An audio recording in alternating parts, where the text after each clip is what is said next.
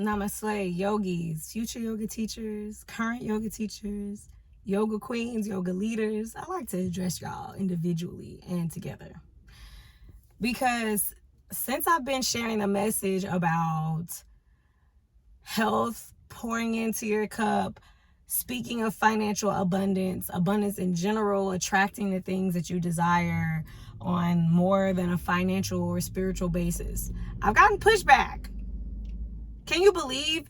Literally people messaging, emailing, DMing, and saying that it's wrong to charge or make money from yoga. Literally people telling me that it's bad to charge for yoga. Okay. I hear you. And what I'm hearing you say is that there are reasons that yoga can really help the communities, and you think that people helping the communities don't deserve to make money? I mean, the quality of living,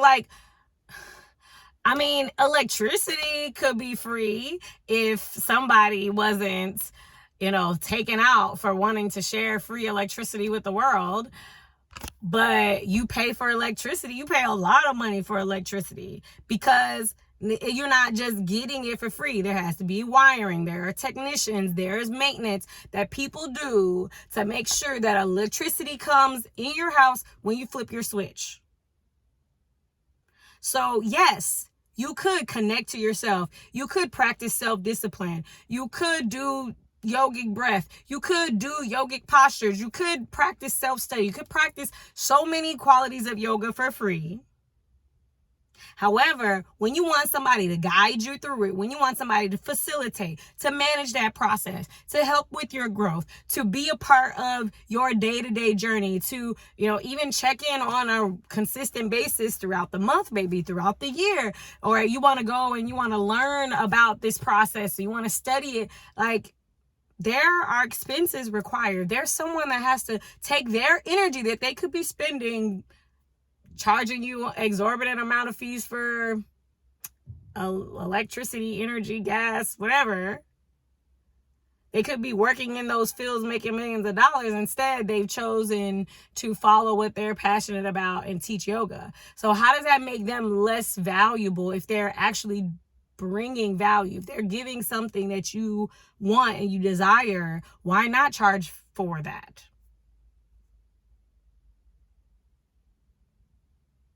Why is it a bad thing when a yoga teacher has a high price? That doesn't make any sense. Literally today, I saw a video that said that there's a luxury bag designer that increased their prices from last year on the same bags by $3,000 on a luxury bag. No judgment if you have luxury bags. I owned luxury things before. Do what you do with your finances. But then for that to exist means that people who want to value something a certain way, people are willing to pay for what other people value certain things. So why not have yoga? There could absolutely be yoga teachers that never charge. If you're a yoga teacher and you want to just live off of donations and, eat grass and breathe air, be a breatharian, that's totally fine. No judgment. You got that. Do it. Great cause. It's satya. It's giving back. It's serving. Not satya, excuse me. It's seva. Seva. See, that's why I speak in English, y'all. I'm teaching you English. So I don't throw any shade to people who want to have free yoga and that's all they do is offer free yoga. I don't offer any shade to people who want to charge $3,000 extra dollars or $8,000 for a purse. No shade. Do what you do. So what I ask is that if you're out there and you're feeling guilt for charging money, you have to think about it and make a decision. Are you going to be the person who believes that yogis don't deserve money? Or are you going to be the person that brings so much value in your yoga experience, your yogic offerings, that you have no problem charging? Like, yoga teachers really need to get over that broke yoga teacher mentality, because that shit's done. There's real bills out here. There's real inflation out here. There's investments you could be making. You could own stock. You could own digital currency. You could, like, you're not expecting that you're gonna always have free yoga clothes. Like, you could be investing in yoga clothes. Cost real money. Good yoga clothes cost real money. Good yoga trips, yoga memberships, yoga conferences, yoga retreats, those things cost money. And as a yoga teacher, like, I'm not getting it. I'm not getting this broke yoga teacher mentality. I don't accept it. I refuse. I am against broke yoga teachers. So if you are someone who wants to comment and say that yoga should always be free, you probably already stopped watching this video. But if you're still watching, how about you call all the people who charge you for stuff and be like, oh, I think this car should be free. I think this house should be free. Because, I mean, they're using materials that they got free from the earth. Metals, I think this wedding ring should be free. They're using materials from the earth. The earth didn't charge them.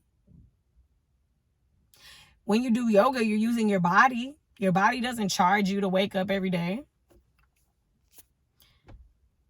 But when you are having someone guide you, when you're under the tutelage of someone, when you're paying for an experience,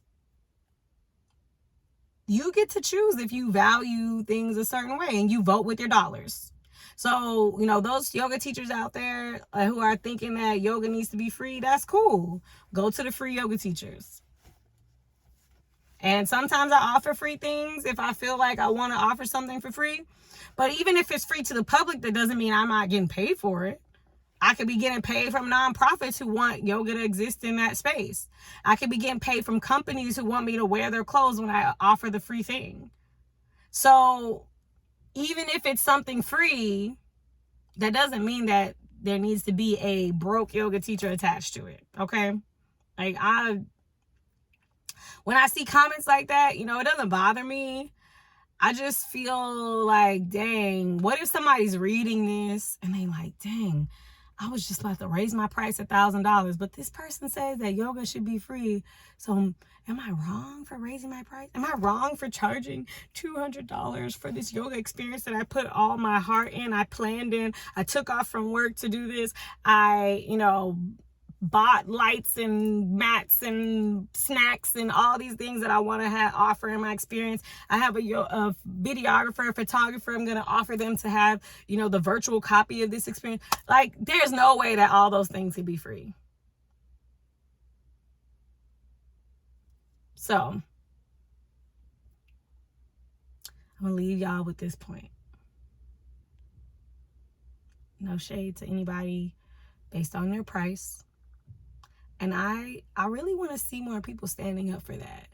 Like, if you believe that there's value in the offering of yoga services, then reflect that in your prices, reflect that in your comments, when you see people's posts, reflect that in your conversations, when you hear people talk about broke yoga teachers. Like, don't let it be a norm. Like, we're not standing for that. It's done. Down with the broke yoga teacher mentality. Okay? I'm gonna leave y'all with that. And I'm gonna invite y'all, I have a group called Yoga Queens and Leaders. If you want a community, and this is a type of community you get in what you put out. So if you want people to be around and connected and have questions and be able to ask questions and stuff, do it. Start asking questions. Be a part of it. And the link to join is in the caption. Join the team. the community, which you might find business partners in there. You might find a person, y'all work on something, and end up making $1 million a year. Who knows? Okay? I'm going to leave y'all with that. Y'all know the mission is world peace through inner peace. Like, the whole idea above this is not about, like, having expensive yoga. Like, that's just one of the ways to get to where we're going. Our mission is to help share that inner peace, inner connection that we've developed through our yoga practice with more and more people around the world through the teachers. They're already living there. They already care about the people. They're already in place. And so all we're doing is empowering them with the knowledge, the experiences that we've gone through, so that they can share yoga with their community and help them to reconcile within and with each other. And so through that, you can build really strong communities that are based off of their own connection to self. Like, every time I see the news, I see the need for yoga. Every time I see, even like yesterday, I had a friend who was having a rough time. I called that friend on the phone, and that friend proceeded to over talk me the entire conversation. And all I did was call and check on that person. And that person was heated. And I felt like I shouldn't even called. My purpose for calling was a moot point at that point, because I called to offer love and support and an ear. And even hopping on the phone, it was just like negativity. And I don't get upset at my friends, but I was just like, yoga. You may have lost phone privileges with me, but you can always come to yoga. All right, y'all, I'm going to leave it on that note. Join the group. I'll see you there. Alicia signing off. Since I can't turn around, I'll see you in the next video.